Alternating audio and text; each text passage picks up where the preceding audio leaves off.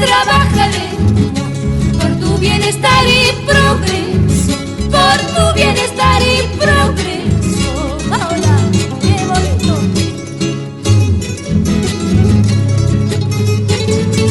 Andahuaylas, hermosa perla de la Purima, hoy los chancas te saludan por tu sesquicentenario.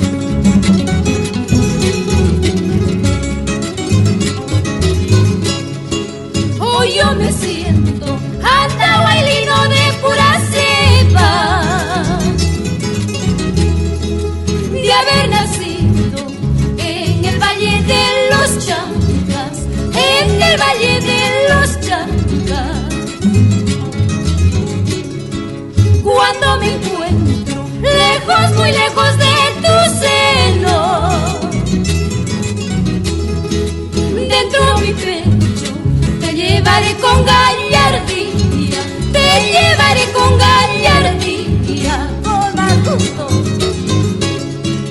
Que viva mi Andahuaylas, que viva mi Apurima, por su sesquicentenario, orgullo de nuestro Perú, por su sesquicentenario, orgullo de nuestro Perú.